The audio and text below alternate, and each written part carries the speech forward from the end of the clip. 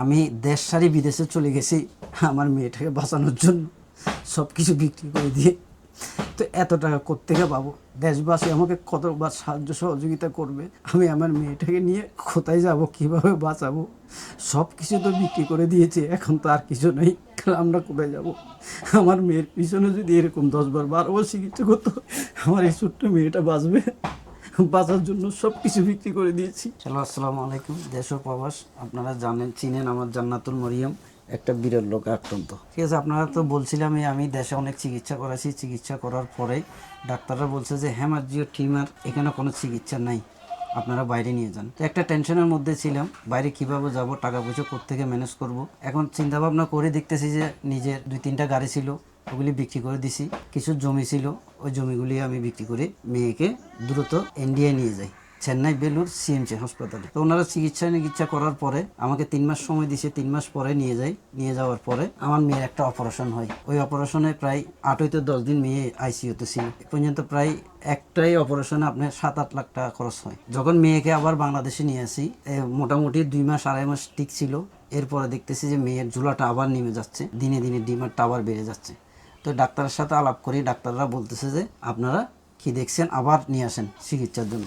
তো এখন কোথায় যাব? 2 বার নিয়ে যাওয়ার পরে তো আমার কাছে কোনো টাকা পয়সা ধন সম্পদ আর কিছু নেই, সব তো বিক্রি করে দিছি, ওটা আপনারা জানেন। এখন না পারি আমি কি করব? আমি ফেস মিডিয়ার শাকিল ভাইয়ের সাহায্য নিই। শাকিল ভাইয়ের ভিডিও দেখে আপনারা সামনের দিকে আগে আসছেন। প্রায় 9 লক্ষ টাকা প্লাস আমার মেয়ের জন্য আপনারা সাহায্য সহযোগিতা করছেন, আলহামদুলিল্লাহ। ওই টাকা দিয়ে আমরা আবার ভারতে নিয়ে যাই। নিয়ে যাওয়ার পরে আবার অপারেশন হয়।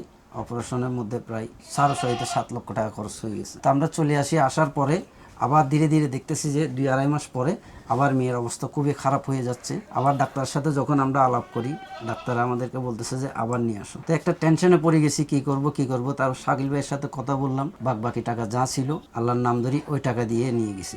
নিয়ে যাওয়ার পরে এরা পরীক্ষা নিরীক্ষা দেওয়ার পরে এমন একটা মাথায় বাড়ি দিল, টেনশন মাথায় ঢুকাই দিছে। এরা বলতেছে যে 1-2টা অপারেশনে আপনার মেয়ের হেমার্জিও টিউমারটা ভালো হবে না। তাইলে কি করতে হবে?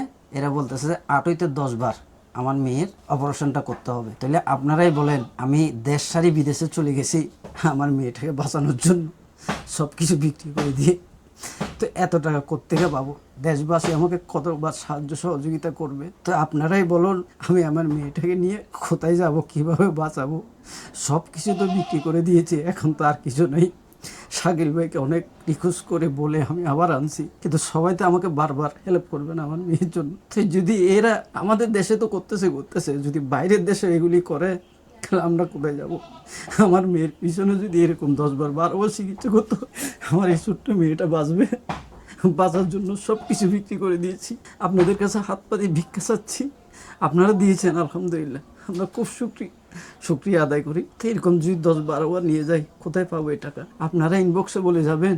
আমি আমার মেয়েকে নিয়ে, ডাক্তার তো আমাদেরকে জানায় নাই, পরবর্তী যখন জানতে পারছি, বলতেছি তো আকাশ ভেঙে পড়া খেয়ে দেখে না, কিন্তু মা ভাবে বুঝতে পারে যে আকাশটা কত বড় ভেঙে পড়ছে। তো এই জন্য আমরা কিছু ভাষা না পেয়ে শাকিল ভাইকে আবার নিয়ে আসলাম ফেস করার জন্য। কোথায় চিকিৎসা করাবো, কিভাবে করাবো? আপনারা তো অনেকে আছেন, ডাক্তার আছেন, বিশেষজ্ঞ মানুষ আছেন, আমরা বুঝতে পারতেছি না, বা আমাদের পড়ালেখাটা কম। আমাদের আপনারা অনেক হাই সোসাইটির পড়ালেখা বিলিম করেন, যেরকম মানুষ আসেন। আপনারা জানেন আমার এই বাচ্চাটাকে কি করলে, কিভাবে করলে আমার বাচ্চাটা সুস্থ পথে আসতে পারে। তা আপনারা আমাদেরকে এই জিনিসটা সহযোগিতা করবেন, আমার বাচ্চার জন্য কি করলে ভালো হয়, কোন পথে গেলে ভালো হয়। তা আমি আপনাদের কাছে একজন অসহায় মা এই অনুরোধটা করতেছি, আপনারা সবাই আমার বাচ্চার জন্য আমাকে একটা ভালো একটা সাজেশন দিবেন, যে সাজেশনের পথে হাঁটলে আমার বাচ্চাটা সুস্থ সবল হয়ে আবার আমার মার বুক আসতে পারে।